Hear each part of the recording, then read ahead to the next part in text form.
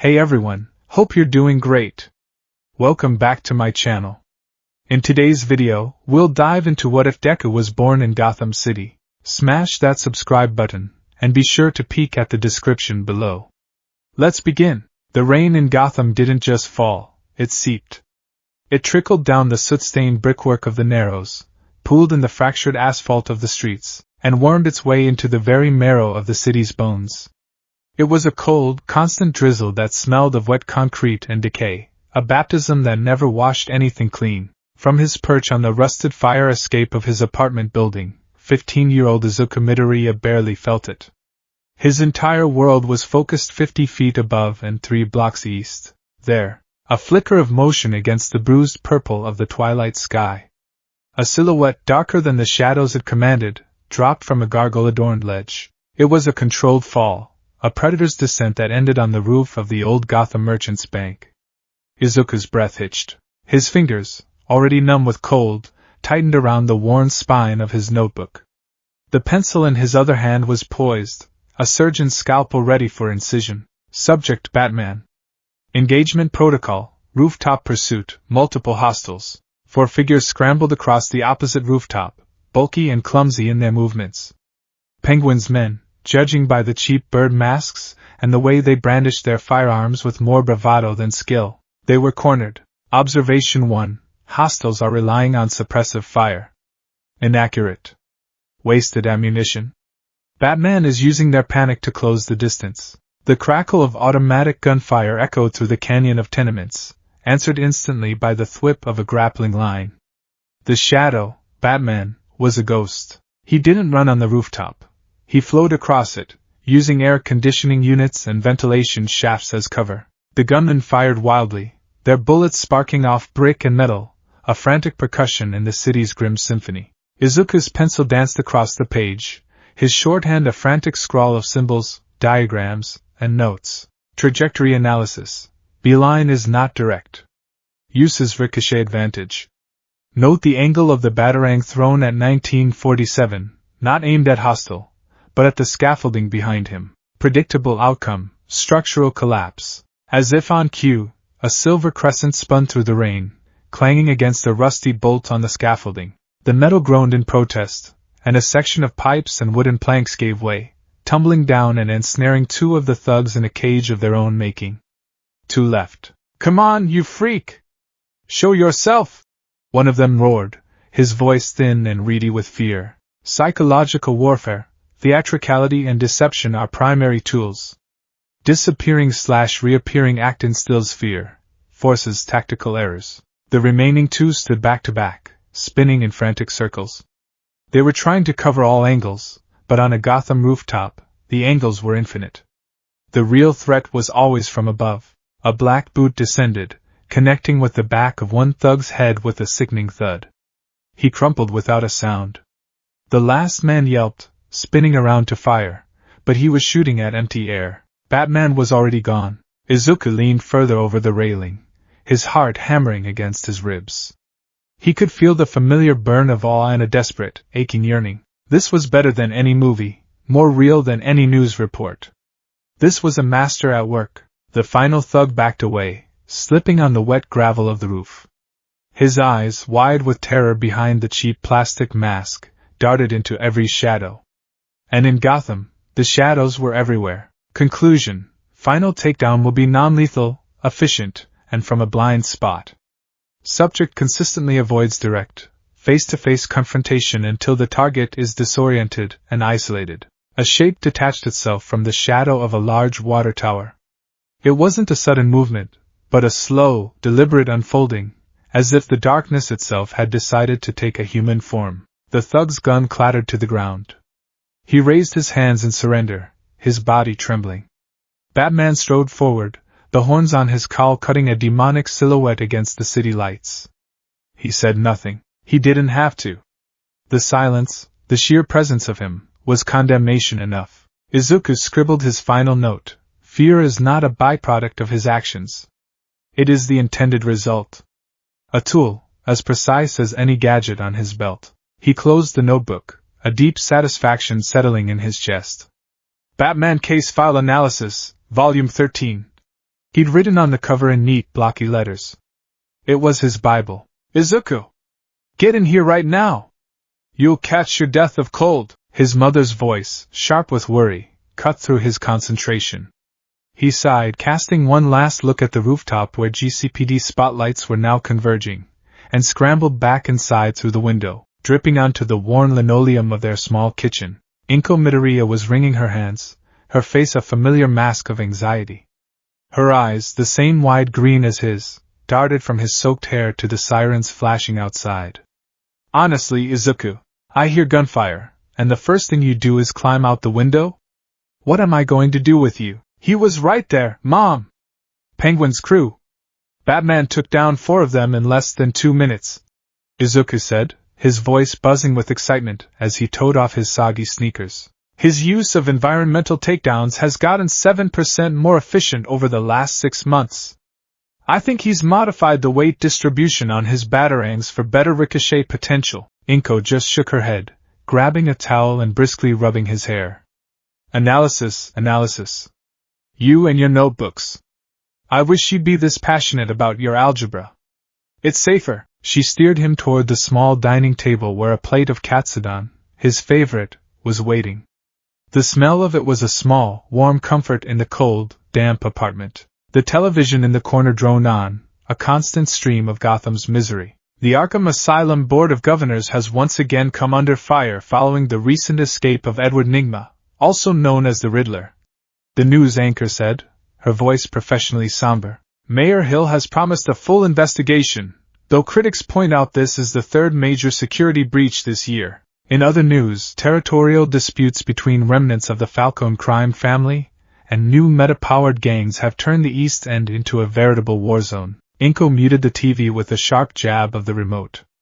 "Nothing but bad news," she murmured, more to herself than to him. "Eat, Izuku. You have school tomorrow." He ate, but his mind was still on the rooftop. He thought about the physics of the grappling hook, the silent material of the cape, the training it would take to move like that. He thought about a man, a single, quirkless man, who had stared into the abyss of Gotham and made the abyss blink first. In a world where metahuman abilities, or quirks, were becoming more common, Batman was an anomaly. A throwback. Most people who developed powers in a city like Gotham either ended up as a weapon for a crime boss, a lab rat for ARGUS, or a costumed menace themselves. They were feared, exploited, or hated. Power was a curse as often as it was a gift. But Batman had no power. He had wealth, yes, everyone knew that, but his heroism came from his mind, his will, and his training. He was proof. He was the ultimate proof that you didn't need a quirk to be a hero. And for a quirkless boy in the Gotham Narrows, that proof was everything. The next day, the walk to Gotham Central High was the same gauntlet of urban decay it always was. The air hung thick with the smell of exhaust fumes and fried food from street vendors. Graffiti, vibrant and angry, coated every available surface, a chaotic tapestry of gang tags and crude political cartoons. People hurried along the sidewalks, heads down, shoulders hunched, a city full of strangers determined to remain that way. Izuku kept his head down, too, but his eyes were always moving, scanning, analyzing.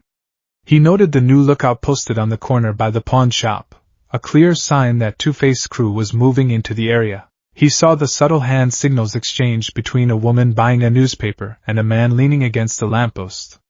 Information was Gotham's true currency, and Izuku was a voracious collector. Gotham Central High was a monument to the city's neglect. A fortress of beige brick with barred windows and a permanent population of cynical, overworked teachers. Metal detectors beeped listlessly at the entrance, manned by a security guard who looked as if he'd lost his last shred of hope sometime during the last mayoral administration. He slipped into his homeroom just before the bell, sliding into his seat and pulling out his notebook.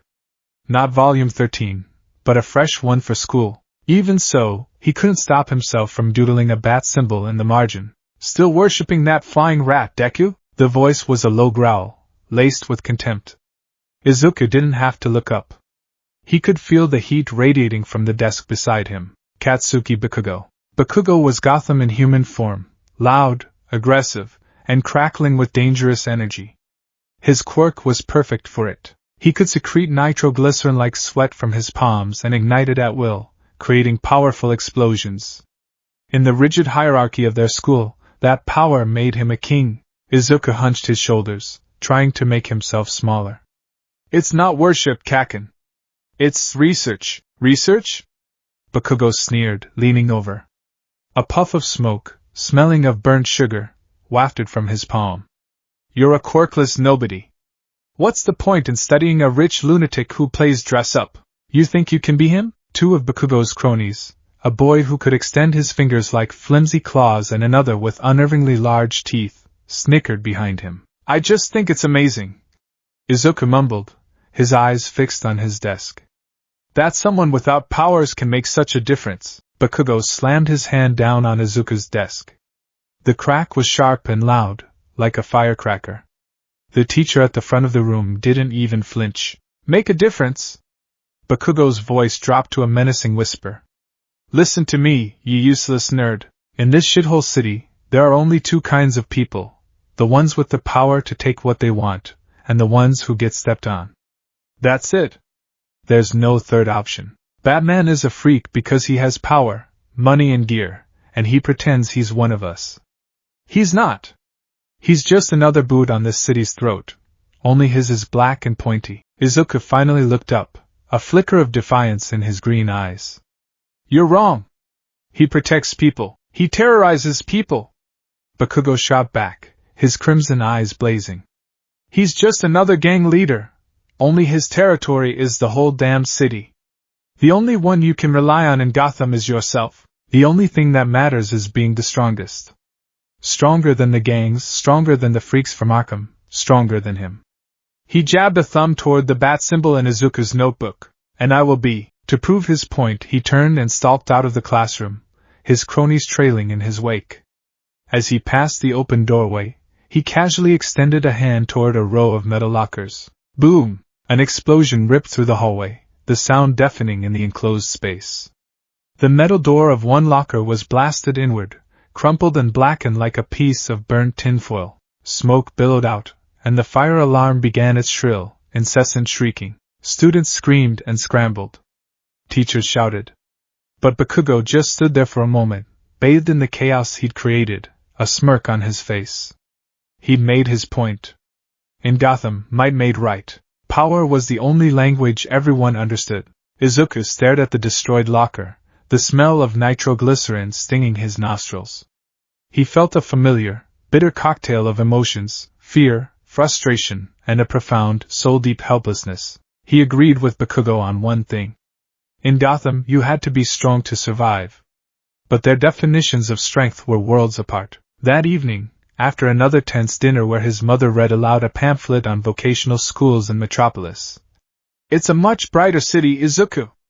They have Superman. Izuku retreated to the one place he felt truly himself, his bedroom. It was less a bedroom and more of a command center. The walls weren't covered with posters of bands or athletes, but with a sprawling map of Gotham City. Red pins marked the locations of major Arkham breakouts. Blue pins tracked confirmed Batman sightings. Yellow pins denoted the territories of known gangs and rogues. It was a chaotic constellation of violence and hope. One wall was dedicated entirely to his hero. Grainy photos clipped from the Gotham Gazette were taped up next to hand-drawn schematics of the Batmobile based on eyewitness accounts. There was a detailed analysis of the chemical composition of Scarecrow's fear toxin, pieced together from GCPD reports he'd found on a police conspiracy forum. A timeline traced the Riddler's crime sprees, highlighting the internal logic of his puzzles. He sat at his desk and pulled out Batman Case File Analysis, Volume 13. He opened it to a fresh page, the events of last night still vivid in his mind. But his thoughts kept drifting back to Bakugo's words. A rich lunatic who plays dress-up. Was that all Batman was? No. Izuku refused to believe it. The money was a means to an end. The costume was a symbol. The real power, the core of the Batman, was something else entirely. Something anyone could have, if they were willing to work for it. He flipped through the earlier pages of his notebook, his own analysis a testament to his belief. Entry 47, Grappling Launcher Mechanics. Hypothesis 1, Compressed Air System. Silent. Con, limited range/power. Hypothesis 2, microturbine engine with chemical propellant. Pro, high velocity, greater range. Con, potential for noise/heat signature. Observation from eyewitness video, Blackgate riot, 2 months ago, shows no visible vapor trail. Conclusion, likely a hybrid system, or an unknown technology. Must research advanced micropropulsion systems. Material of the line itself? Must have a tensile strength exceeding 1,500 pounds to support his weight plus momentum. Possible polymer blend? Graphene weave? He turned another page. Entry 62, Combat Style Analysis vs. League of Assassins Remnants. Subject deviates from standard martial arts forms. Incorporates elements of Krav Maga, for efficiency, ninjutsu, for stealth and evasion, and Kisi fighting method, for close quarters, multi-assailant defense. He doesn't fight to win on points. He fights to incapacitate as quickly and brutally as possible without crossing the line.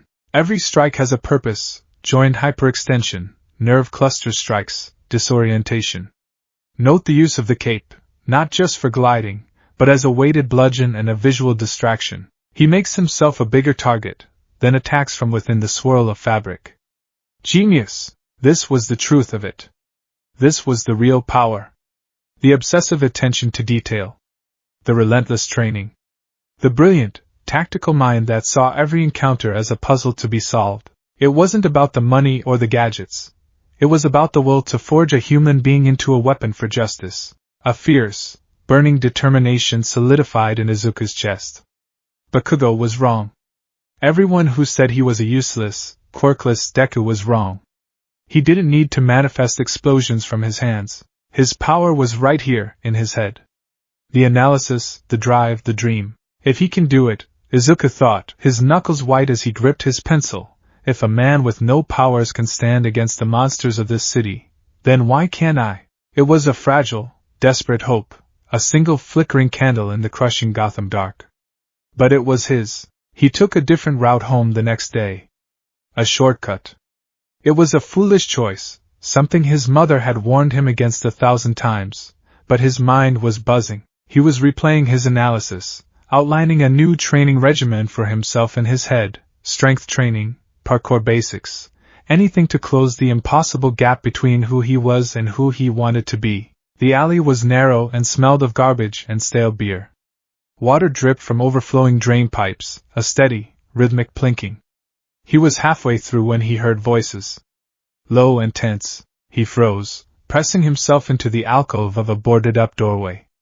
Peeking around the edge, he saw 3 men huddled under the weak glow of a bare, flickering bulb.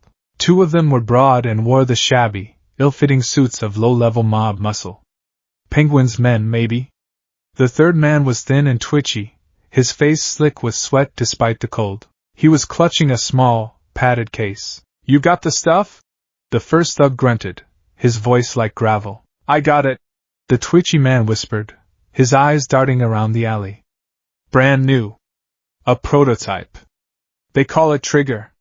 Said it can unlock a person's full potential." He opened the case.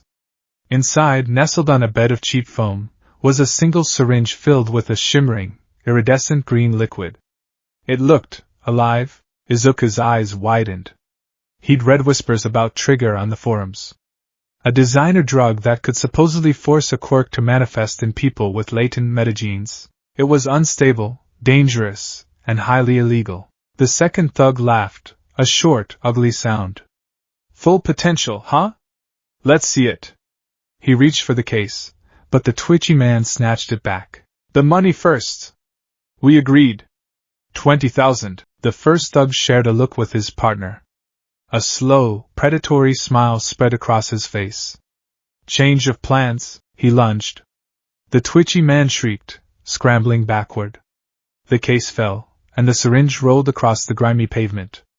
The thugs were on him in a second, their fists rising and falling. It was brutal and quick. The twitchy man crumpled to the ground, groaning. Izuku's blood ran cold. He should run. Call the police. But his feet were rooted to the spot, his body locked in a paralysis of sheer terror. The first thug picked up the syringe, holding it up to the light. "Look at this junk." Probably just drain cleaner, only one way to find out, the second one said with a cruel grin. He looked down at their victim. Hey, junkie. You wanted to unlock your potential, right? Let's give it a try. Before the man on the ground could protest, the thug jammed the needle into his arm and depressed the plunger. The effect was instantaneous and horrific. The man's body began to convulse violently. A guttural scream ripped from his throat, a sound of pure, unadulterated agony. His skin seemed to bubble and melt, losing its solidity. His clothes dissolved as his very flesh destabilized, transforming into a viscous, foul-smelling sludge the color of sewage and bile. Bones audibly snapped as his human form gave way to something amorphous and monstrous. The two thugs stared, their smug expressions melting into abject horror. What the hell is that? One stammered. The sludge thing rose, its form shifting and gurgling. Two malevolent, yellow eyes formed in the churning muck, fixing on the men who had just created it. It didn't have a mouth, but a voice, wet and distorted, echoed from its core. Potential, unlocked. It lunged, engulfing the first thug in its semi-liquid body. The man screamed, a muffled, gurgling sound that was cut off abruptly. The sludge pulsed, and the man's form was simply gone. Absorbed. The second thug turned to run, but a tendril of sludge shot out, wrapping around his ankle and yanking him off his feet. He was dragged, screaming and clawing at the pavement, back toward the gurgling mass. Izuku watched, his mind a white-hot scream of terror. This wasn't a comic book villain. This was real. This was a man being dissolved, erased from existence right in front of him. The stench of chemicals and something horribly organic filled the air. Police sirens wailed in the distance, but they sounded a world away.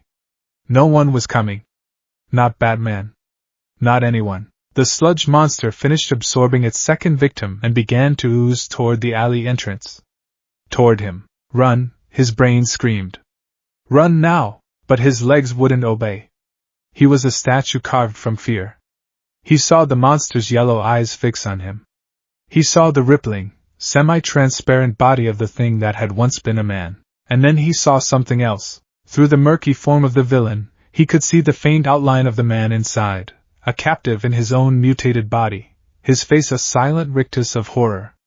He was a victim, too. In that split second, something inside Izuku snapped. It wasn't a thought. It wasn't a plan. It was an instinct, forged by years of watching a hero throw himself into the darkness. It was the primal, irrefutable impulse to do something. Before his conscious mind could protest, before fear could reassert its hold, his body moved. He didn't have a batarang. He didn't have a grappling hook. He had his bright yellow backpack, filled with textbooks and his precious notebook. With a desperate, choked cry, he swung it off his shoulders and hurled it with all his might directly at the sludge monster's face. The backpack, heavy with the weight of algebra and history, struck the creature's head with a wet splat. A textbook flew out, its pages fluttering, and a pencil case struck one of the glowing yellow eyes. The monster recoiled with a gurgling roar, momentarily distracted, its form wavering. It was a pathetic, useless gesture. A child throwing a rock at a tidal wave. But it was a choice. The monster's yellow eyes, now burning with rage, swiveled from the fallen books and locked directly onto him. The brief distraction was over. The consequences of his action were now rushing toward him, smelling of death and chemicals. Izuku Midoriya, the quirkless analyst, the boy who dreamed of being a hero, stood frozen in the alley, facing the monster he had just provoked. He had acted. And now, he was about to pay the price. Time, for Izuku Midoriya, had fractured. The moment his backpack left his hands, the world slowed to a thick, syrupy crawl. He could see every stitch on the canvas, the slight fraying of the strap, the way it spun through the damp, heavy air.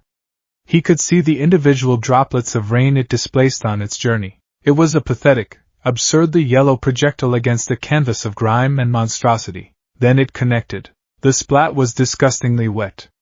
The monster's gelatinous head wobbled, a grotesque parody of a punch-drunk boxer. For a single, beautiful, terrifying second, the attack had worked. The creature's glowing yellow eyes lost focus, blinking in what could only be surprise. And then time snapped back into its brutal, unforgiving rhythm. A sound ripped through the alley, a gurgling, furious roar that was part grinding metal and part drowning man.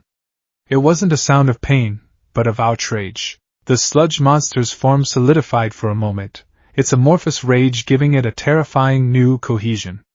The yellow eyes, no longer just glowing points of light, burned with a malevolent intelligence. They locked onto Izuku, and in that gaze he felt the full, crushing weight of his own mortality. He had just thrown a book at a walking chemical spill. He had poked the beast.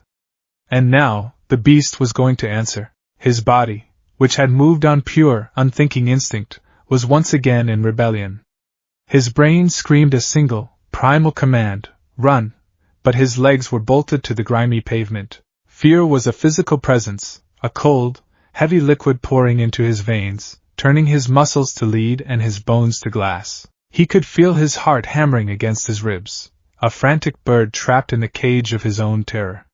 His breath came in shallow, useless gasps. He was going to die here, in this filthy alley, choking on the stench of garbage and his own failure. Subject: unidentified metahuman. Quirk: semi-liquid protoplasmic body. Abilities: engulfment, absorption, high-speed tendril projection. Weakness: unknown. Physical force seems ineffective. His analytical mind was still working, a frantic ghost in the machine, cataloging his own demise. It was a pathetic comfort. The sludge monster surged forward, its movement a sickening ooze, flowing over the cracked concrete like a polluted river overflowing its banks. Izuku squeezed his eyes shut, a single, hot tear tracing a path through the grime on his cheek. He braced for the cold, suffocating embrace. "Get the hell out of the way, DKU!" The voice was a concussive blast, as raw and explosive as the power that followed it. Izuku's eyes snapped open. A figure blurred past him, a streak of black school uniform and blonde, spiky hair. Katsuki Bakugo. He skidded to a halt between Izuku and the monster, his stance wide and aggressive, his hands already crackling with volatile energy. There was no fear in his crimson eyes, only a furious, predatory glee. He looked at the hulking sludge creature not as a horror, but as an opportunity. A challenge. Finally, something interesting. Bakugo snarled, a feral grin spreading across his face. He flexed his fingers, and a series of sharp, percussive pops echoed in the confined space, like a string of firecrackers. The air grew thick with the sweet, sharp scent of nitroglycerin. Been waiting to cut loose on a real villain, not just denting lockers for worthless nerds. The sludge monster paused, its yellow eyes shifting from the petrified Izuku to the crackling, defiant form of Bakugo. It seemed to tilt its head, a low gurgle rumbling from deep within its core. "Another one, so much potential," the wet voice echoed. "The only thing you're gonna get from me is a face full of this," Bakugo roared. He lunged forward, cupping his left hand and aiming his right palm. AP shot! A focused, brilliant beam of explosive light shot from his hand. It wasn't one of his wide, chaotic blasts, but a concentrated, armor-piercing round of pure concussive force. It struck the sludge monster dead center. The impact was immense. The creature's entire torso atomized, spraying a foul-smelling mist across the alley. The wall behind it was peppered with shrapnel from the sheer force of the blast. Bakugo landed lightly on his feet, smoke curling from his palm. "Ha! Not so tough, are you, you sewer scum freak?" he crowed, his chest puffed out with arrogance. But his victory was short-lived. The sprayed droplets of sludge on the walls and ground seemed to twitch, then liquefy, flowing back towards the center like mercury reforming. The hole in the monster's chest swirled, bubbled, and sealed itself shut in a matter of seconds. The yellow eyes reappeared, burning with an even greater intensity. Bakugo's grin faltered. "What the?" Observation, Izuku's mind supplied, a flicker of clarity in his panic. Body is not a solid. It's a dispersed colloid.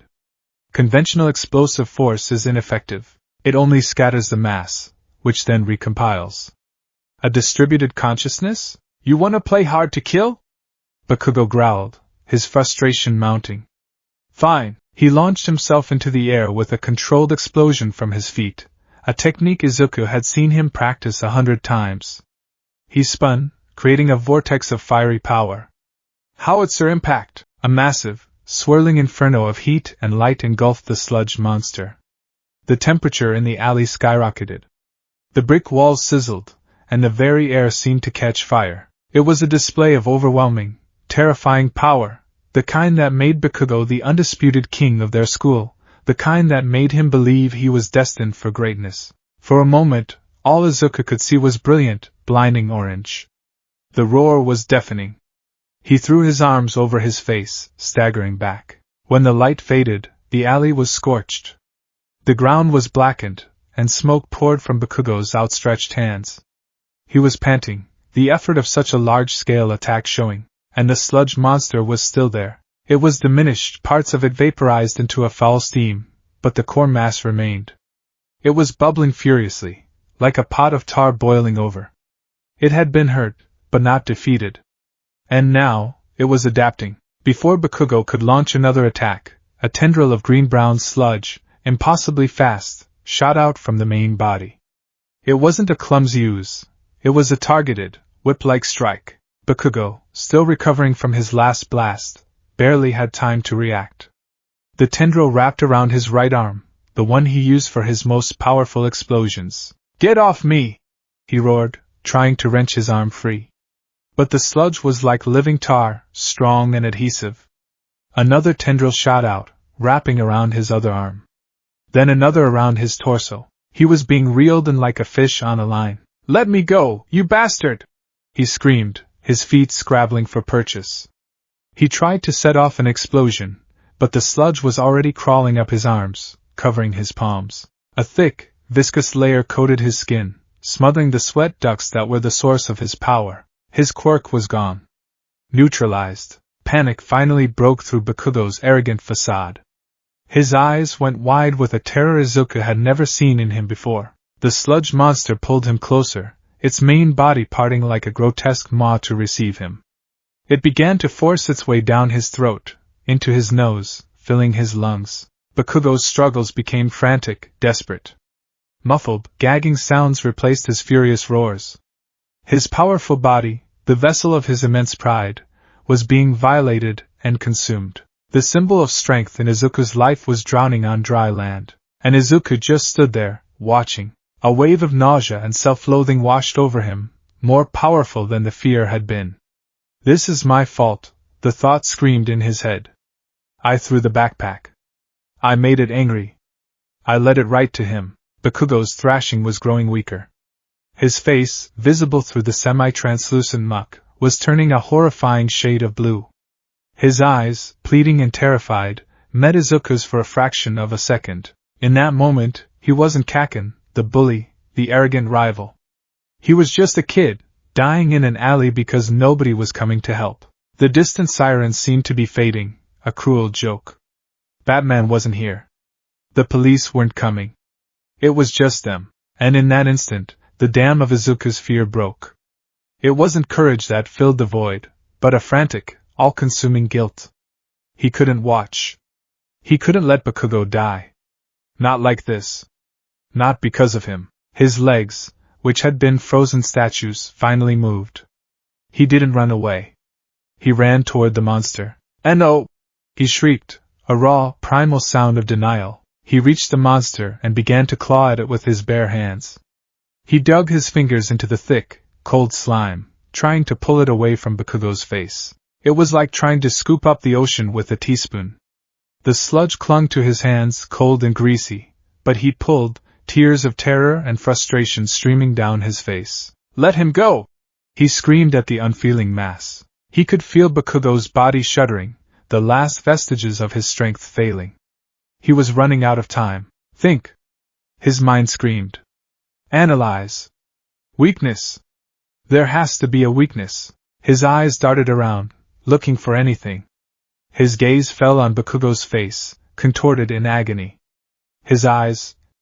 Bakugo's eyes were still visible, and his own desperate, stupid backpack throw, he'd aimed for the eyes. With a surge of desperate energy, he hooked his fingers into the sludge covering Bakugo's face and pulled with all his might, trying to create an air pocket, trying to expose the monster's own vulnerable points within the mass. He dug his nails into the part of the monster that functioned as its eye, and it recoiled slightly with a pained gurgle. It was working. It was a tiny, insignificant victory, but it was something. But it wasn't enough. The monster, enraged by the new assault, sent a thick tendril of sludge coiling around Izuku's own body, lifting him off the ground. The cold, suffocating pressure began to squeeze the air from his lungs. His vision started to swim, black spots dancing at the edges. So this is it, he thought, a strange sense of calm descending. I tried. At least I tried. Suddenly, the air in the alley changed. A sound not of the city, but like a thunderclap on a clear day, shattered the air. A manhole covered down the street shot into the air like a cannonball, propelled by an impossible gust of wind. A voice, a booming, magnificent voice that seemed to vibrate in his very bones, echoed from the mouth of the alley. Have no fear, for I am here. A colossal figure stood silhouetted against the gray Gotham sky.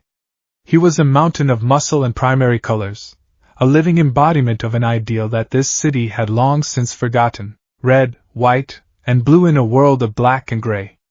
2 golden tufts of hair stood up like rabbit ears, and a smile was carved onto his face, a smile of such power and confidence that it seemed to push back the shadows by itself. It was impossible. It couldn't be. All Might, the international symbol of peace. The #1 hero in a world that had them. What was he doing here? In this forgotten, filthy alley in the Gotham Narrows? The sludge monster froze, its yellow eyes widening. It seemed to recognize the newcomer, and for the first time, it radiated not rage, but pure, unadulterated fear. It dropped Izuku, who fell to the ground in a heap, gasping for air. All Might took a single, powerful step forward, the ground shaking beneath his feet. He cocked back a fist the size of a Thanksgiving ham. You have caused enough trouble for one day, villain! He boomed, his smile never wavering. You preyed on children and spread fear. A truly evil act. He drew his arm back further, muscles bunching like steel cables under his skin. But your reign of terror is over! The sludge monster, in a last-ditch effort, flung Bakugo's limp form at the hero, hoping to use him as a shield. But All Might was too fast. With one hand, he effortlessly plucked Bakugo from the air, setting him gently aside. His other fist flew forward. Gotham! Smash! It wasn't a punch that connected with the monster. It was a punch that connected with the very air in front of it. An explosion of pure kinetic force erupted from his fist. A hurricane, contained and directed, tore through the alley. The sludge monster didn't even have time to scream. It was atomized, blasted into a million insignificant droplets that were instantly scattered by the gale force winds. The force of the punch continued down the alley, blowing garbage, debris, and years of grime out into the street. The brick walls groaned, and the windows of the apartments above shattered outwards. And then, the most impossible thing of all happened. The thick, gray clouds overhead, the perpetual shroud of Gotham's misery, were blasted apart by the shockwave. The rain stopped.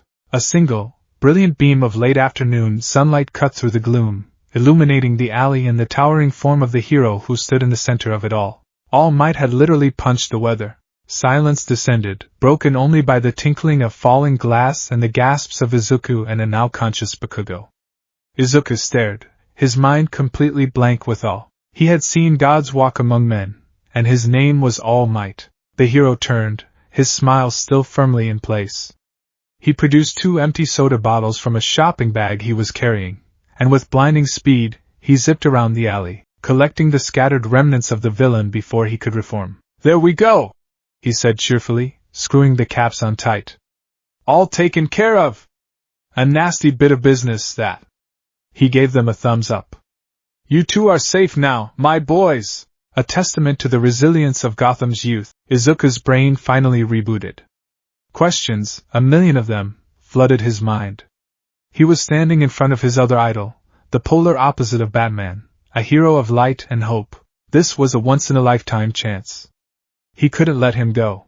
All Might clapped them both on the shoulder. Well, I must be off.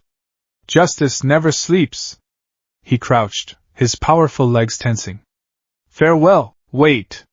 Izuku cried, scrambling to his feet. All Might launched himself into the air with a mighty leap, becoming a blur of color rocketing toward the rooftops.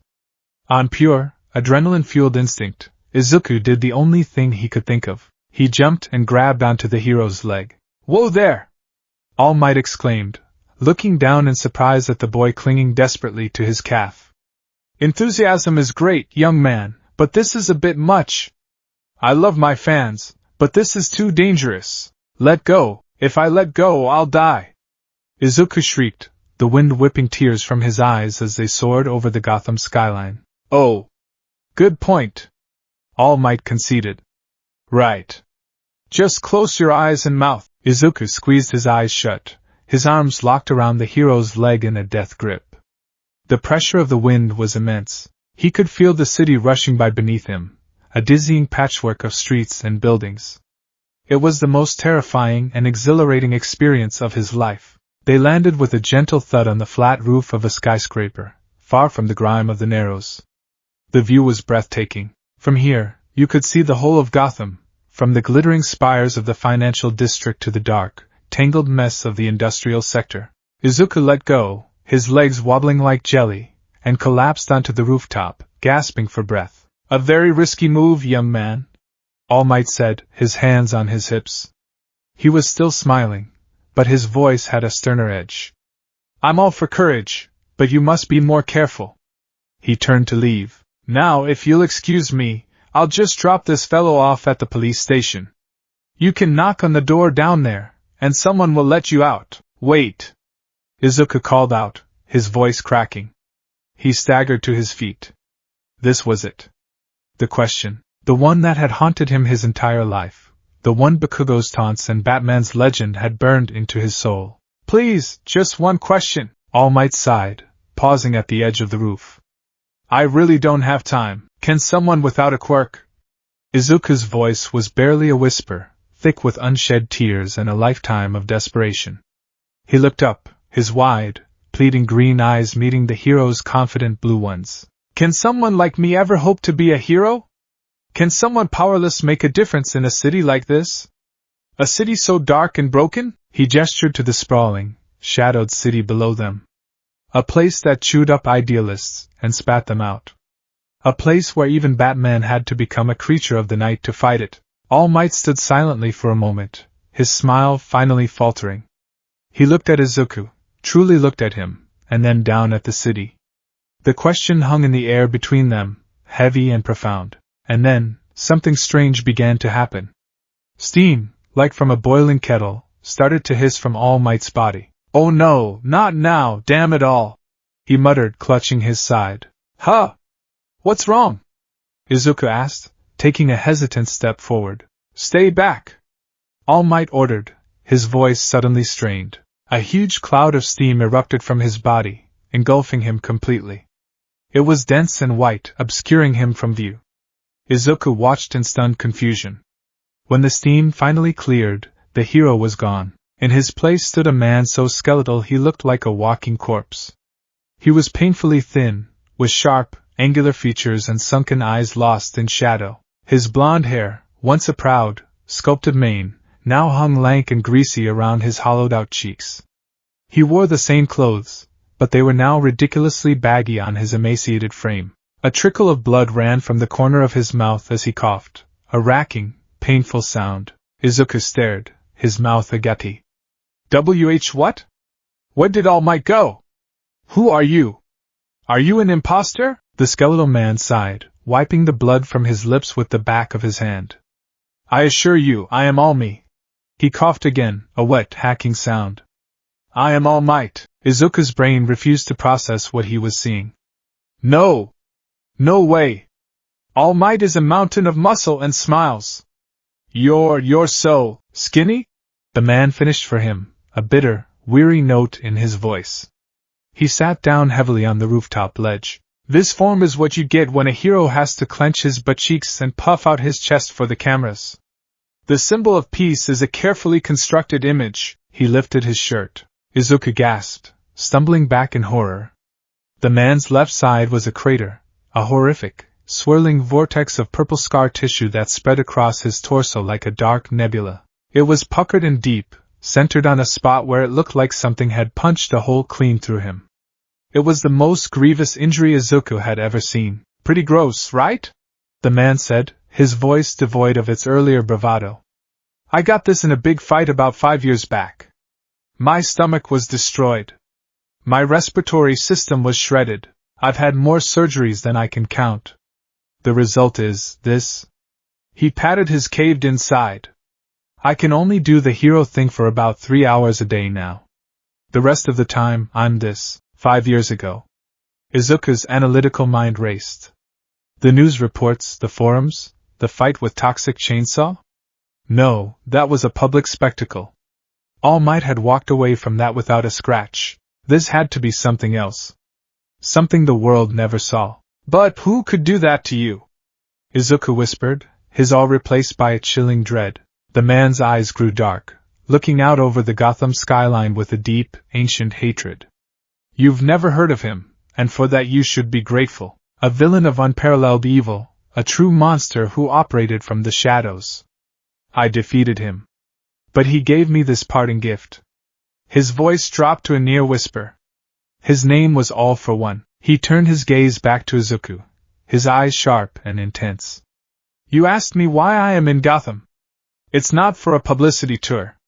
I'm on a mission. The drug that created that sludge villain, Trigger, I've seen its signature before. It's a primitive, unstable version of a technology that villain used to grant and steal quirks. I believe his influence, his legacy, is taking root here, in the one city dark enough to nurture it. I came here to find the source and stamp it out before it can grow into the same evil I fought before. He looked down at his own frail, trembling hands. But I'm running out of time. My power is fading, like the last embers of a fire. I've been looking for someone worthy to carry the torch. He looked up at Izuku, and his gaze was no longer just weary. There was a spark in his sunken eyes, a flicker of the magnificent hero he had been just moments before. In that alley, he began, his voice soft but firm. When that monster appeared, I was just like everyone else.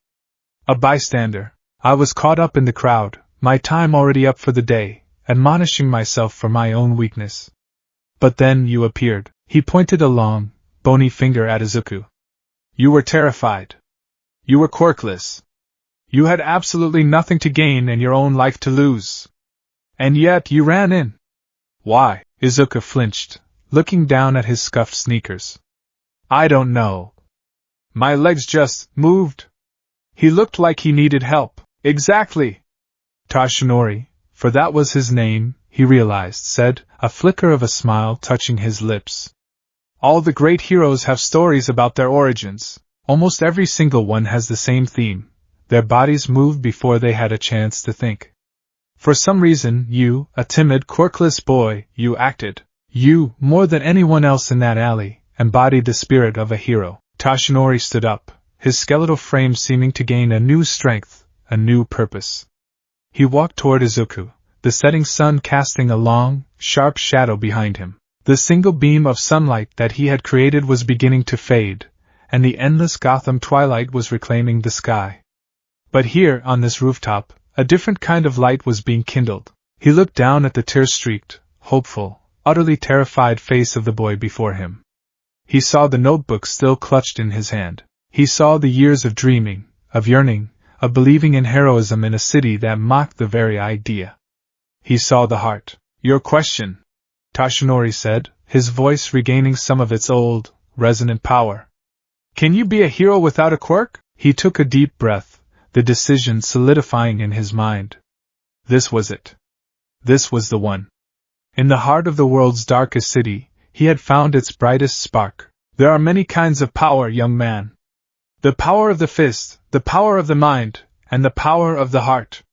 You have shown me today that you possess the most important one in abundance. He placed a hand on Izuku's trembling shoulder.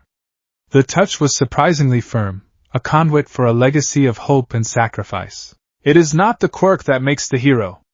It is the will to act, the drive to save, the heart that breaks for another's suffering.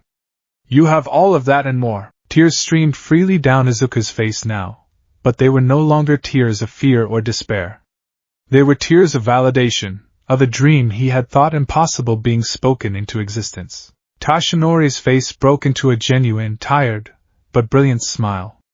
He looked Izuku dead in the eye and spoke the words that would change not only his life, but the fate of Gotham itself. Young man, you too can become a hero. The world had narrowed to the space between two heartbeats. Izuku stood on the rooftop, the cold Gotham wind whipping at his clothes, but he felt nothing. The words echoed in the vast, echoing chamber of his mind, louder than any siren, more powerful than any explosion. Young man, you too can become a hero. It was an absolution. A validation. It was the answer to a prayer he had been whispering in the dark for 10 agonizing years, a prayer he had long since given up on ever being answered. The dam of a decade's worth of repressed emotion, of frustration, of shame, of desperate, foolish hope, finally burst. A sob, raw and ragged, tore itself from his throat. His legs gave out, and he crumpled to his knees on the gritty rooftop, tears carving clean paths through the grime on his cheeks. He wept. He wept for the quirkless child told he was less than nothing. He wept for the countless nights spent poring over notebooks, trying to build a bridge of paper and ink to a dream that felt a universe away. He wept with the sheer, crushing relief of a condemned man granted a last-second pardon. The skeletal figure of Toshinori Yagi watched him, his expression a complex mixture of pity, empathy, and a solemn, unwavering resolve. He didn't rush to comfort him. He let the boy have his moment, understanding that this torrent of emotion was a necessary purging, a clearing of the vessel before it could be filled. After what felt like an eternity, Izuku's sobs subsided into shuddering breaths. He wiped his nose on the sleeve of his uniform, looking up at the gaunt hero with red-rimmed, swollen eyes. "But how?" he whispered, his voice hoarse. "You saw me. I was useless. I just got in the way. I didn't save anyone." "You are mistaken, my boy," Toshinori said, his voice soft but firm. He crouched down, bringing himself to Izuku's level. His sunken eyes held an unexpected warmth. "You saved me. My body was at its limit. I was fighting the urge to stay hidden, to let the authorities handle it. But your selfless, reckless charge to save your friend, it reminded me what being a hero is truly about. You spurred me to push past my own limits. You were the catalyst." He paused, letting the words sink in. "And as for how, that is the true purpose of our meeting." Toshinori's expression grew serious, his gaze sweeping over the sprawling, shadowed city below them. "My quirk is not like the others you see in this world. It is not something I was born with. It was passed on to me, a gift from my own mentor." Izuku's eyes widened, his analytical mind kicking into gear despite his emotional turmoil. A transferable quirk? The concept was almost unheard of, the stuff of conspiracy forums and rejected scientific papers. It is a power that has been handed down through generations, growing stronger with each new user. Toshinori continued, his voice taking on a reverent, almost sacred tone. It is a torch, passed from hand to hand, a burning light to stand against the encroaching darkness. It is the crystallization of power, stockpiling strength and bestowing it upon the next worthy soul. It is called One for All, One for All. The name itself felt mythic, ancient. It resonated with a power that was more than just physical. One person cultivates the power, and then passes it on. The next cultivates it further, and passes it on again. It is a sacred trust, a chain of heroic souls bound together in a singular purpose: to save, to protect, to be a symbol of peace in a world that desperately needs one. Toshinori looked at Izuku, his gaze piercing. "I have been searching for my successor. I came to Gotham on a secret mission, but I also came here because I believe this city, more than any other, could forge the right kind of soul. The world outside Gotham is brighter. Heroes there fight for fame, for glory. But here," he gestured to the grimy expanse of the Narrows, "here you fight to survive. You fight because you have to. Heroism in Gotham is not a choice, it is a necessity born of desperation. It forges a different kind of steel. The kind that doesn't break." He leaned in closer, his voice dropping to a conspiratorial whisper. "The sludge villain, your friend's explosive power, your own quirklessness. It was a convergence of fate. I believe you were meant to be here, at this time. Because, young Midoriya, I want to pass this torch to you." The world tilted on its axis. Izuku's mind went blank. The implications were too vast, too monumental to comprehend. Him? A quirkless, useless Deku, being offered a legendary, godlike power? It was a fantasy. A delusion brought on by terror and all. Me? He stammered, pointing a trembling finger at his own chest. But I'm quirkless. I'm nobody. Why would you choose me? Why not someone stronger? Someone like Kaken? Strength is not my primary concern, Tashinori said dismissively. Your friend has power, yes. But his heart is filled with pride and rage. He seeks to conquer, not to save. One for all requires more than a strong body. It requires a heroic soul. As for your quirklessness, in a way, it makes you the perfect vessel. You are a clean slate. My power will not have to compete with one already inside you. It can be purely, truly yours. He stood up, his tall, thin frame silhouetted against the last vestiges of sunlight. The choice is yours, of course. This is not a gift, it is a burden. It is a life of sacrifice, pain, and endless battle. It will put you in the crosshairs of evils you cannot possibly imagine.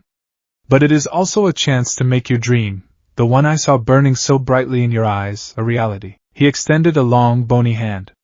So I ask you, Izuku Midoriya? Are you ready to accept this power, this burden, and begin the long, arduous journey to becoming a true hero? Izuku looked at Tashinori's outstretched hand. He looked down at his own, callous from clutching a pencil, not from throwing a punch. He thought of Bakugo's taunts, his mother's worried face, Batman's silent, terrifying crusade. He thought of his dream, that fragile candle he had shielded against the hurricane winds of reality for so long. This was it. The crossroads. The moment his entire life had been leading to. Fear warred with a hope so fierce it felt like it would burn him up from the inside. The fear was rational. The hope was insane. In Gotham, the insane choice was often the only one worth making. He reached out, his hand shaking, and took Tashinori's. His grip was surprisingly firm. Yes, Izuku said, his voice no longer a whisper but a statement of intent, clear and steady. Yes. I'll do it. First things first, Tashinori said, pulling out a cheap, untraceable burner phone and handing it to Izuku. This is how we'll communicate. No texts about training, no mentioning my name. We use code. Civic cleanup project sounds appropriately boring. They had moved to a less conspicuous location, a rusted-out bus shelter a few blocks from Izuku's apartment. The energy of the rooftop had been replaced by a grim, practical reality. This must be kept an absolute secret, Tashinori stressed, his face grim. From your mother, from your friends, from the police. And most of all, from Batman. Izuku's head snapped up. From Batman? But he's a hero. He could help. Batman is a complicated man, Tashinori said carefully. He is a brilliant strategist and a tireless protector, but he is also deeply suspicious of powered individuals, especially those with overwhelming abilities like One for All. He sees them as potential threats, liabilities. He would see you as a child with a nuclear weapon, and he would do everything in his power to disarm you. For now, he cannot know. We need to earn his trust, not demand it. Izuku nodded, a knot of unease tightening in his stomach. The idea of keeping a secret from the man he idolized felt like a betrayal. Now, for the training itself, Tashinori continued, changing the subject. Your body, as it is now, is a shot glass. One for All is a gallon of pure, high-octane gasoline. If I were to pour that power into you right now. He made a small exploding motion with his hands. Poof. Your limbs would fly off. We need to rebuild you from the ground up.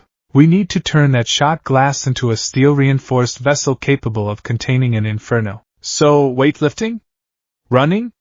Izuku asked, his mind already picturing a gym montage. Tashinori chuckled, a dry, rasping sound.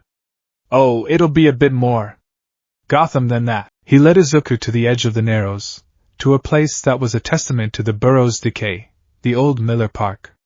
It wasn't a park anymore. It was a graveyard of civic pride. The chain-link fence was torn and rusted, gaping like a wound. The grass was a tangled mat of weeds and thorns, littered with broken bottles, discarded needles, and heaps of rotting garbage. A rusted slide lay on its side like a fallen beast. The jungle gym was a skeleton of peeling, lead-based paint, and at the center of it all, a merry-go-round sat half buried in mud and refuse, its once bright colors now a uniform shade of brown rust. Gang tags covered every surface, a declaration of ownership by the forces of entropy. This, Toshinori announced, gesturing to the wasteland with a sweep of his arm, is your gym. Izuku stared, bewildered. It's a dump, precisely, Toshinori said, a flicker of his old all-might energy showing. It is a blight. A symbol of the despair that chokes this neighborhood. Your first task as a hero will not be to fight a villain, but to fight this. He pointed to the mountains of trash. You will clean this entire park. Every piece of garbage, every scrap of metal, every rusted bolt. You will haul it all away. He clapped Izuku on the back, nearly sending the boy sprawling. This isn't just about building muscle, my boy. This is a symbolic act. You will take a dark, forgotten corner of this city, and you will bring light and life back into it. You will prove, to yourself and to this place, that change is possible. It's a hero's work, from the ground up. Literally. And so the American Dream Plan, as Toshinori cheerfully called it, began. It was a brutal, grueling, 10-month slog through filth and exhaustion. The first month was hell. Izuku's body, soft and unused to manual labor, screamed in protest.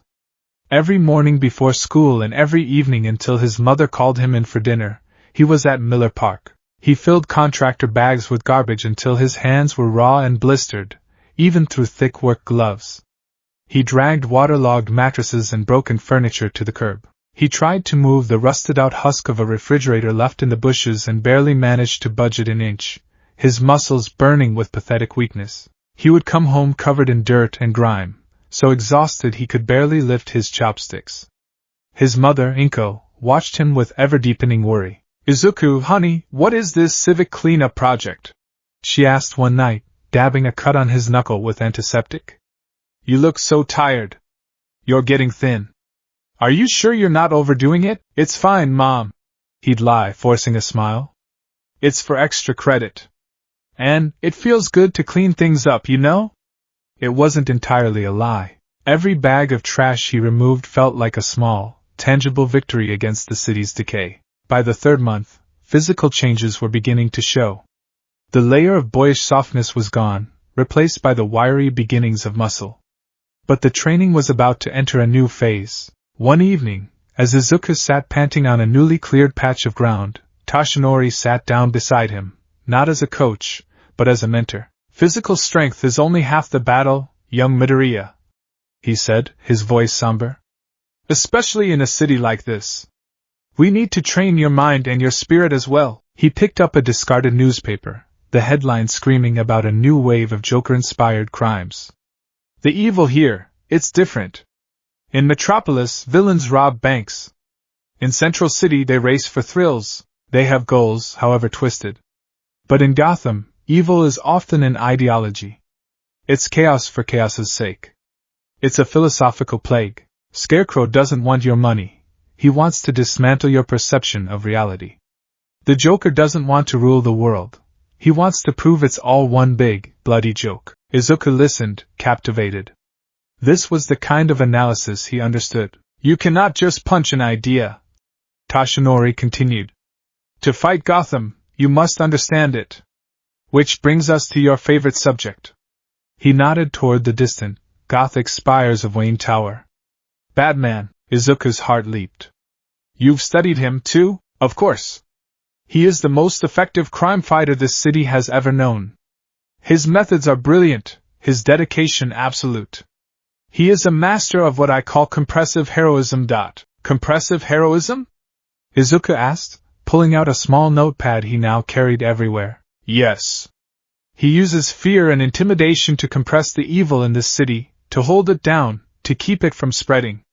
He is a dam, holding back a flood of pure darkness.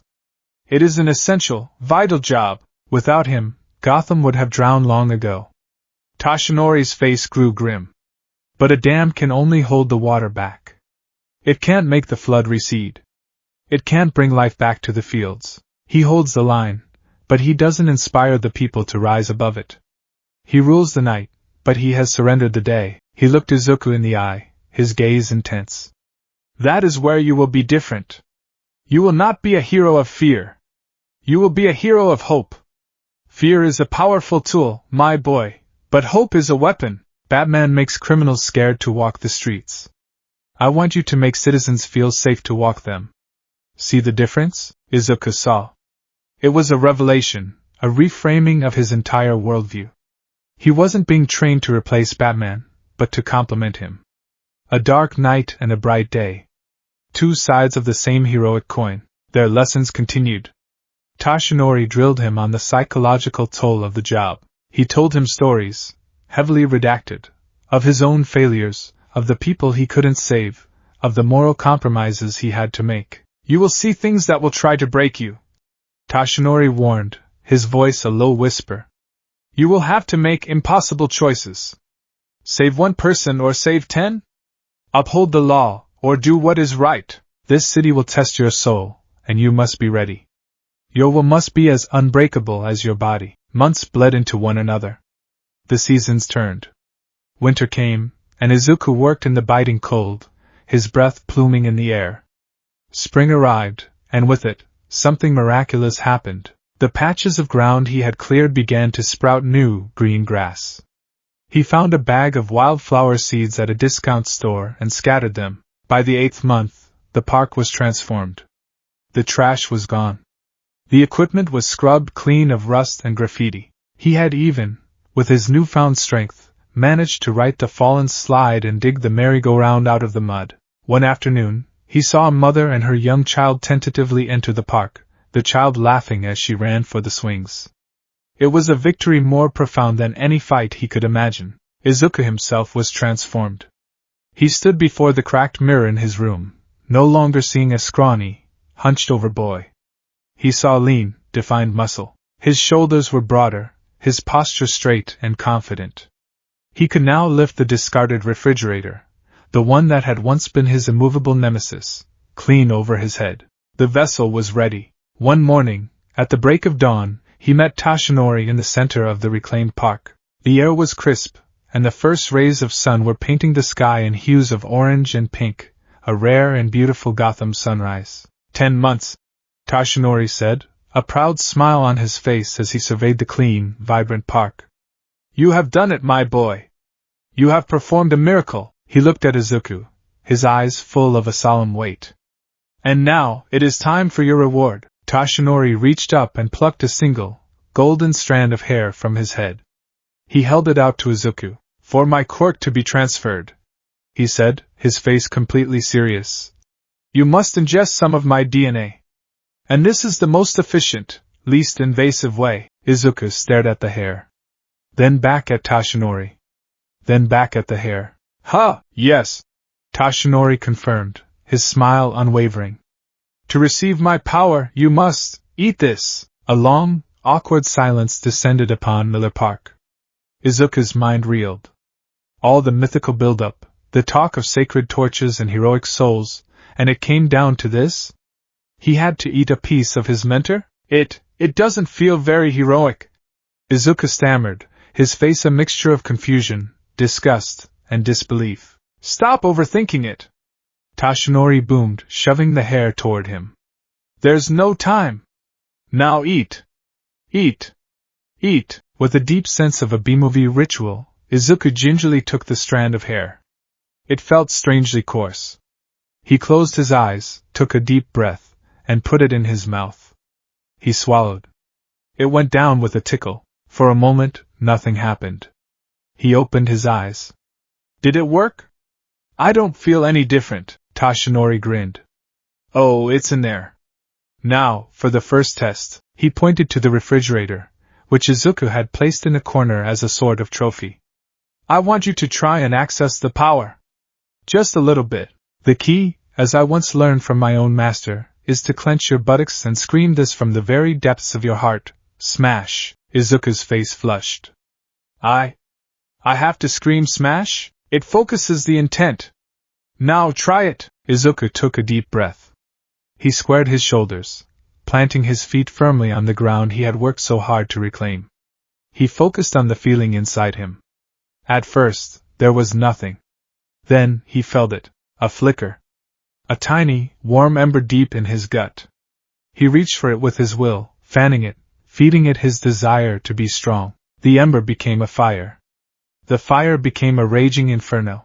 An unimaginable power surged through him. It was a storm in his veins, a hurricane in his bones. Every cell in his body screamed, lit up with an energy so vast, so potent, it felt like he was holding a star in his chest. Faint whispers, a chorus of voices he couldn't understand, echoed at the edge of his consciousness, the ghosts of the previous users, welcoming the newest link in the chain. Green-white lightning, raw and untamed, crackled across his skin. He felt like he was going to detonate, to fly apart into a billion brilliant pieces. He pulled his right arm back, the power coalescing there, a visible, throbbing aura of immense force. He remembered Tashinori's absurd instruction. He clenched everything he could clench, drew in a breath that felt like it could steal all the air in the park, and roared. Smayawayawash! His fist shot forward. The air in front of it compressed, shrieking in protest. He didn't even hit the refrigerator. The shockwave, the pure concussive force from his punch, did the work for him. The refrigerator didn't just dent. It didn't just get knocked over. It vaporized. One moment it was there, a solid, tangible object. The next, it was a cloud of shrapnel and dust, utterly annihilated. The force of the blast ripped a trench in the ground behind where it had stood and shattered the windows of a derelict building a block away. A grin of pure, unadulterated joy split Izuku's face. I did it! Did you see that? I did it! And then the pain hit. It was a white-hot, blinding agony that eclipsed everything else. He looked down at his right arm. It was a ruin. His sleeve was shredded, and the arm itself was a grotesque mockery of a limb. It was swollen to twice its normal size, the skin a horrifying mosaic of deep purple and angry red, streaked with black. The bones were not just broken, they were shattered, sticking out at impossible, sickening angles. It was a piece of raw, destroyed meat hanging from his shoulder. A scream of pure agony tore from his throat, a sound far more primal than his triumphant roar had been. He collapsed to his knees, clutching the ruined limb, his vision swimming with black spots as the world dissolved into a haze of unbearable pain. Tashinori was there in an instant, his face grim but unsurprised. He quickly produced a roll of bandages and a splint from his bag, working with practiced efficiency. I warned you, my boy, he said, his voice low as he carefully tried to immobilize the shattered arm. The vessel was strong, but you tried to pour the entire gallon in at once. You let the power use you, instead of you using the power. Izuku could only sob, the pain a living thing, a fire consuming him. He had held the power of a god for less than a second, and this was the price. Come on, Tashinori said, helping the weeping boy to his feet. We can't go to Gotham, General. They asked too many questions about this sort of thing. He started leading the stumbling, pain-racked Izuku out of the park. Luckily, I know a guy. He's expensive, and he has the bedside manner of a hungry crocodile, but he's discreet. Their destination was a grimy, unmarked door in a back alley of the Diamond District, a place where secrets were currency. The inside was a stark contrast to the glittering jewelry shops on the main street. It was a cramped, poorly lit clinic that smelled of bleach, rust, and desperation.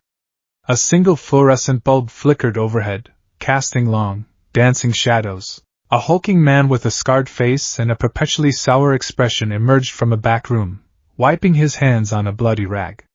Tashinori, he grunted, his voice a low rumble. Brought me another one of your charity cases? Let me guess. Metahuman. Kid who can't handle his juice. Something like that, Doc, Tashinori said, laying a thick stack of cash on the counter. He needs to be patched up. No questions asked? The doctor grunted again, gesturing for Izuku to sit on a metal examination table. He prodded the mangled arm with surprising gentleness. Spiral fractures in the humerus, radius, and ulna. Every metacarpal is dust. You didn't just break it, kid. You detonated it. What the hell did you punch? A building? Izuku, pale and shivering, could only shake his head. The next hour was a blur of excruciating pain as the doctor expertly, if gruffly, set the bones and encased the entire arm in a heavy plaster cast. Walking back out into the Gotham night, Izuku's arm throbbed in a sling, a heavy, white monument to his failure. The joy of the morning had curdled into a bitter despair. I failed, he whispered, his voice thick with shame. I had the power for less than a minute, and I broke myself. No, Toshinori corrected him, his voice soft but unyielding. He stopped, forcing Izuku to look at him. This was not a failure. This was the most important lesson you will ever learn. That punch was 100% of one for all. It is a world-breaking power. You will not be using it like that for a very, very long time. Perhaps never. He pointed to Izuku's cast. This is the proof that raw power is nothing without control. It is a danger to you and everyone around you. The real training, the hard training, begins now. You're not going to be trying to output 100%. Or 50%. Or even 10%. You are going to learn to let a tiny fraction of a fraction flow through your entire body. Not an explosion. A current. 0.5%. 1%. That is your new goal. Izuku looked down at his broken arm, then at his other, trembling hand. He had touched the sun, and it had burned him. The path to becoming a hero, he now realized, was so much longer and steeper than he had ever imagined. He had the power. But he was farther from being able to use it than ever before. In the heart of Gotham, with a shattered arm and a shattered confidence, the promise of one for all felt less like a gift and more like an impossible, terrifying challenge. The cast on Izuku's arm was a monument to his folly. It was thick, heavy, and stark white against the perpetual gray of Gotham, a constant, throbbing reminder of the untamed power thrumming just beneath his skin. For 6 excruciating weeks, it was his ball and chain. He learned to write with his left hand, his notes devolving into a spidery, almost illegible scrawl. He learned to tie his shoes one-handed. He endured the smug, questioning looks from Bakugo at school, who saw the cast not as an injury, but as a sign of the pathetic weakness he'd always preached about. Trip down the stairs, Deku? Bakugo would sneer, a cloud of acrid smoke puffing from his palm. Or did you finally try to fight back against the stiff breeze? Izuku would just lower his head and mutter something about a slip-and-fall accident, the lie tasting like ash in his mouth. The secret of one for all was a heavy cloak, and it was loneliest in a crowded school hallway. His training with Toshinori didn't stop, but it changed. The focus shifted from raw physical exertion to meticulous, frustrating control. They met in the reclaimed Miller Park, now a small oasis of green in the Narrows. Toshinori would have him sit in a meditative pose, his eyes closed, and try to access the power. Don't think of it as a punch, my boy, Toshinori would advise, his skeletal form casting a long shadow in the morning light. Think of it as filling a cup. Not to overflowing. Just a single drop. Feel the power. Let it exist inside you without letting it out. Coax it. Don't command it. It was agonizing. Izuku would focus, reaching for the inferno inside him, and it would immediately roar to life, threatening to surge. Red gold lightning would flicker over his skin, and he'd have to slam the door shut on it, his body trembling with the strain. He spent hours trying to summon just 1%, a tiny trickle, but it was like trying to open a fire hydrant just enough to get a single drop of water. The power had no interest in subtlety. It wanted out. During this time, he funneled his frustration into the one area he could still control, his mind. With his right arm out of commission, he threw himself back into his analysis. But now, it had a new purpose. It wasn't just hero worship, it was homework. He filled notebooks with his left hand, dissecting Batman's movements, not with awe, but with a student's critical eye. Note on rooftop traversal, he wrote, his handwriting slowly improving. He doesn't just jump. He uses a 3-point system: grapple, swing, and controlled fall. The cape isn't just for gliding, it's an airfoil. He adjusts its rigidity to catch updrafts from street-level ventilation, gaining extra lift. I need to study aerodynamics. The physics of it. He was building a mental library, preparing for the day his body could finally catch up. The day the cast came off was a revelation. His arm was pale and withered, the muscles atrophied, but it was whole. The first thing he did was go back to the park. He stood before a sturdy oak tree, took a deep breath, and focused. Not a gallon. A drop. He willed the power into his newly healed arm, picturing it not as a raging river, but as a tiny stream. He channeled all his mental fortitude, all the frustrating lessons of the past 6 weeks, into that single command.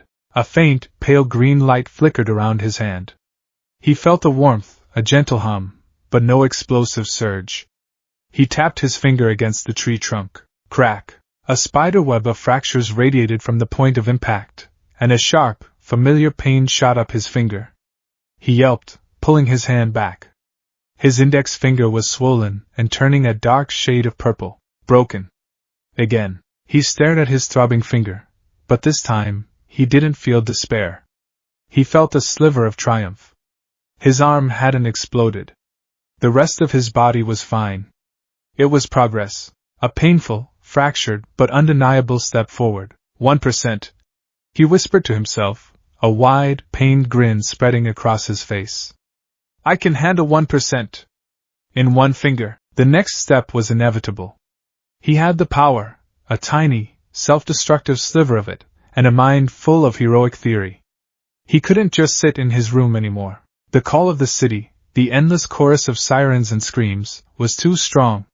He had to try. He knew he couldn't go out in his school uniform. That would be foolish. He needed a disguise. Not a costume, not yet, but something to obscure his identity. His eyes fell on a dusty, dark green tracksuit he rarely wore. It was practical, allowed for easy movement. He pulled it on. He needed a mask. He found an old, industrial-grade respirator his father had left behind in a box of tools, the kind used for painting or dealing with chemical fumes. It was bulky and made breathing a little difficult, but it covered the lower half of his face perfectly. For his head, he simply pulled the hood of the tracksuit up, cinching it tight so his face was lost in shadow. He looked in the cracked mirror. He didn't see Izuku Midoriya. He saw a shadowy, anonymous figure. He needed a name. A call sign. And only one came to mind.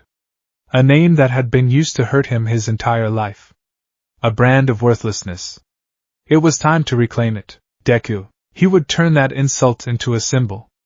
A declaration that even a useless nobody could stand up and fight. The night was alive. Gotham breathed in the cool evening air and exhaled a miasma of noise and desperation. From his perch on a low rooftop overlooking a particularly seedy stretch of the East End, Deku felt a tremor of fear and excitement. This was it. His first patrol. He had his burner phone, a small first aid kit, and a fresh notebook. He wasn't looking for a supervillain. He was looking for what Toshinori called ambient evil, the everyday cruelties of the city. A mugging, a break-in, something small. Something he could handle. His analytical mind took over. He wasn't just waiting, he was observing. He mapped the patrol routes of the beat cops, slow and predictable. He noted the dark alleys that served as natural ambush points. He tracked the flow of pedestrians, identifying those who looked lost, vulnerable, or predatory. He was a shepherd, searching for wolves among the flock. After an hour of silent observation, he saw it. A woman, clutching her purse, walking briskly down the street. Two figures detached themselves from a darkened doorway and began to follow her, their pace quickening. They herded her toward a narrow alley, a classic pincer movement. Deku's heart hammered against his ribs. This was real. He took a deep breath, the filtered air from his respirator tasting metallic and stale. 1%. Finger flick. Aim for a distraction, not a knockout. He leaped from his rooftop, landing silently in the alley behind the would-be muggers. The woman screamed as one of them grabbed her purse. Nice and easy, lady. The first mugger snarled, brandishing a rusty pipe. Or what? A voice called out from the shadows. The two men spun around. They saw a figure in a green tracksuit and a strange mask, his face obscured by a deep hood. The hell are you? The second mugger grunted. Some kinda new street freak? Let her go, Deku said, his voice muffled and distorted by the respirator. It came out deeper, more intimidating than he'd intended. The first mugger laughed. Or you'll do what? Call the cops? He took a step forward, swinging the pipe.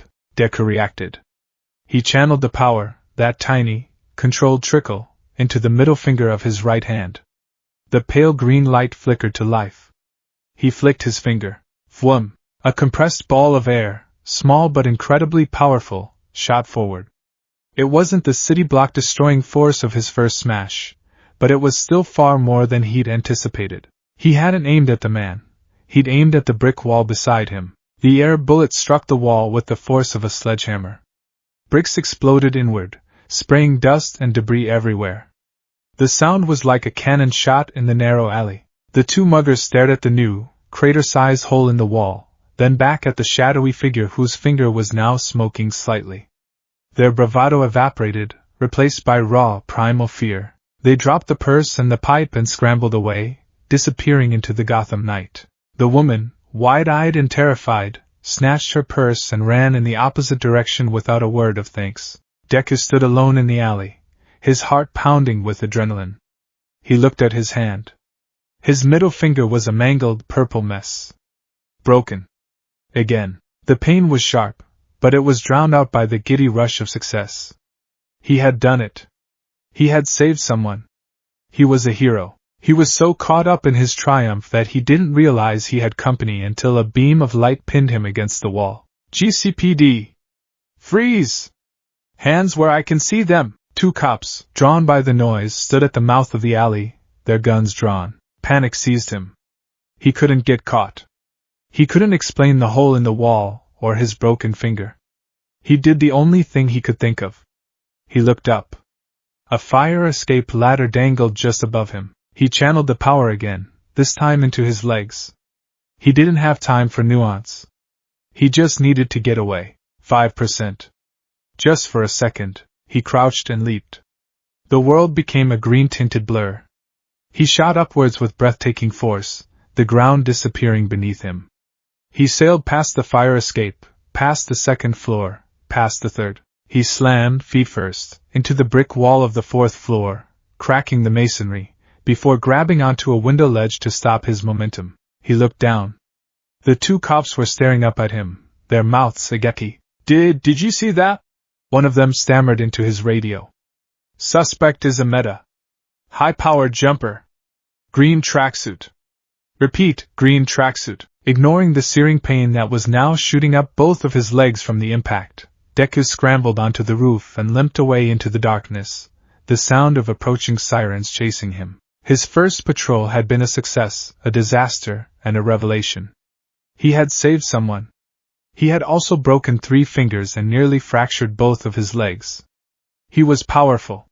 He was clumsy. He was a complete and utter liability. A new player.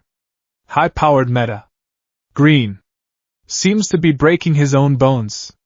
Calls himself Deku? The voice was crisp and digital, echoing through the vast, cold expanse of the Batcave. Bruce Wayne, clad in the full Batman uniform minus the cowl, didn't look up from the massive computer screen. On it, grainy security footage from the alley played on a loop. It showed a figure in a green tracksuit flicking his finger, a wall exploding, and then an impossible leap. Barbara Gordon's voice, filtered through the encrypted comms line from her command center in the clock tower, was laced with professional curiosity. Got the name from the officer's body cam. He was muttering it to himself before he jumped. Deku. Japanese for a wooden puppet or a good-for-nothing. Odd choice for a code name. It's a statement. Bruce rumbled, his voice a low gravel. He zoomed in on the footage, enhancing the image of the boy's hand. The flicker of green energy. The instantaneous damage. He's sloppy. Untrained. The power output from the finger flick is wildly disproportionate to the damage he inflicts on himself. And the jump, he miscalculated the trajectory.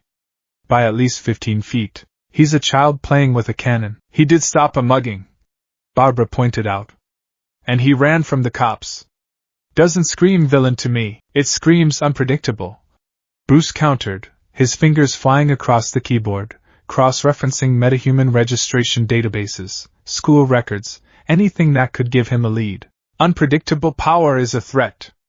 To the user, and to everyone around him.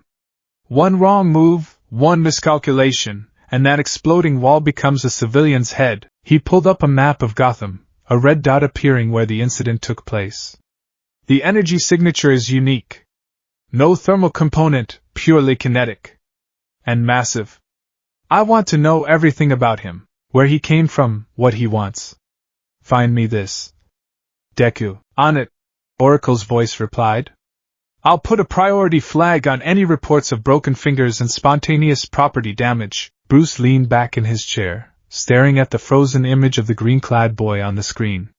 He had seen countless powered individuals rise and fall in his city. Most were corrupted by their gifts, turning to crime.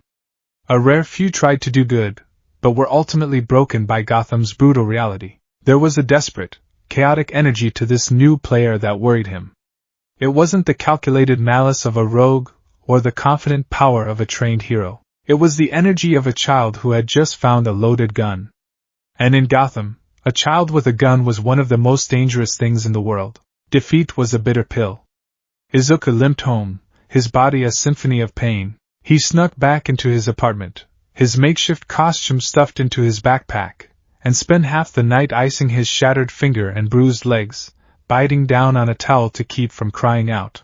The next morning, as he stared at his reflection, he felt a crushing sense of failure.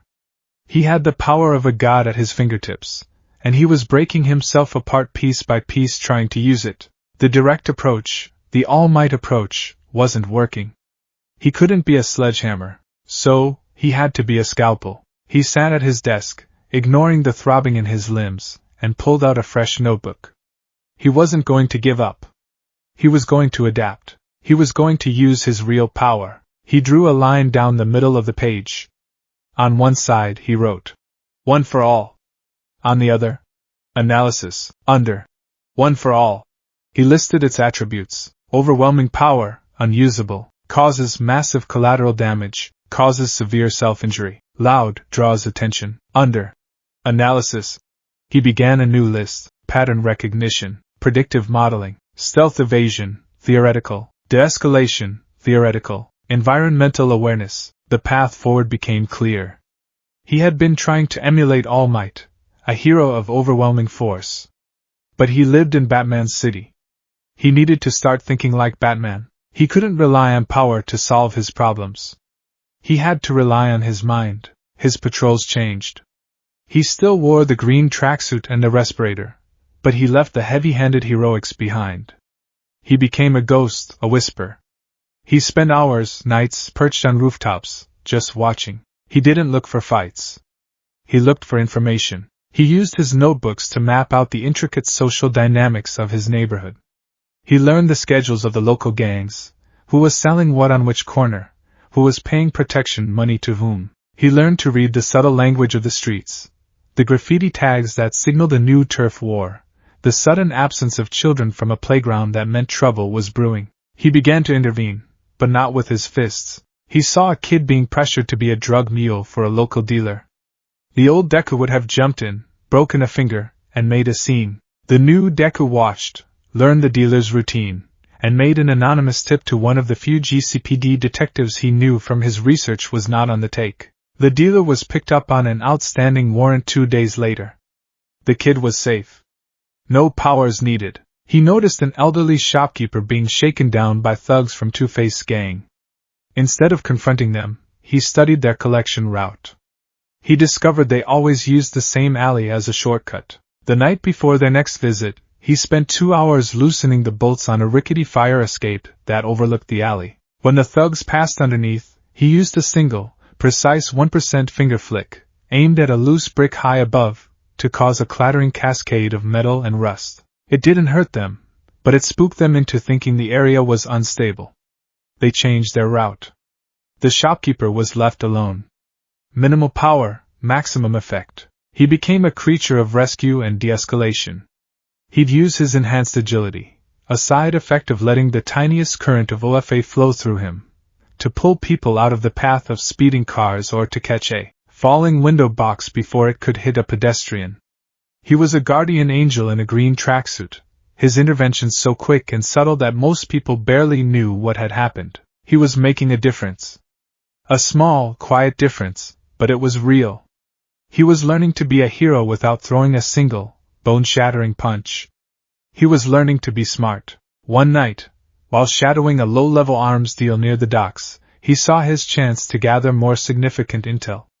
The deal was happening in a supposedly abandoned warehouse. He used a controlled 2% leap to get to the roof, his legs barely aching from the strain.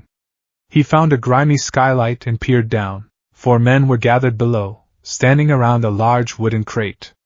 3 of them were generic Gotham toughs, armed with pistols. The 4th was different. He was dressed in an immaculate black suit and wore a pristine white owl mask that covered his entire face. It was clinical, elegant, and deeply unsettling. Deku had never seen this kind of mask before. It wasn't the theatricality of a rogue. It was the uniform of an organization. The man in the owl mask pried open the crate. Inside, nestled in straw, were not guns or drugs. It was a collection of strange, ornate-looking artifacts: silver daggers with owl-head pommels, porcelain masks, old leather-bound books. The payment, as agreed. One of the thugs grunted, sliding a briefcase across the floor. The man in the owl mask didn't even look at it. He picked up one of the daggers, holding it up to the light. "The collection is incomplete," he said, his voice calm and cold, devoid of any emotion. "Dr. Alighieri was supposed to provide the centerpiece. He has become uncooperative." "That's not our problem," the thug replied. "We delivered the goods." "Indeed," the all-masked man said. He set the dagger down. "And your service is no longer required." With a speed that defied logic, he moved. He was a blur of black cloth. Before the thugs could even raise their weapons, he was among them. There were no gunshots, only a series of wet thuds and the sharp crack of bone. It was over in seconds. 3 bodies lay on the warehouse floor, their limbs bent at unnatural angles. The man in the owl mask stood over them, his suit still immaculate. He hadn't used a quirk. It was pure, terrifying, lethal skill, a fighting style as brutally efficient as Batman's, but with none of the restraint. Deku's blood ran cold. This was something new. Something far more dangerous than street gangs or costumed maniacs. This was organized, ruthless, and utterly silent. The man knelt down, not to check the bodies, but to retrieve one of the daggers that had fallen. He held it for a moment, then seemed to sense something. He looked up. His blank, white mask tilted, the black eye holes staring directly at the skylight. Directly at Deku. There was no way he could have been seen. Deku was shrouded in darkness, silent and still. And yet, he felt utterly exposed, pinned by that blank, unfeeling gaze. The man didn't shout or raise an alarm. He simply stood up, tucked the dagger into his suit, and walked out of the warehouse, melting into the shadows of the docks, leaving the bodies and the crate behind. Deku stayed on the roof for a long time, his heart hammering in his chest. The image of the white owl mask burned into his mind. He had stumbled onto something. He didn't know what it was, but he knew it was deep, and it was dark. And for the first time, he had the chilling feeling that he was no longer the one doing the hunting. He was the one being watched.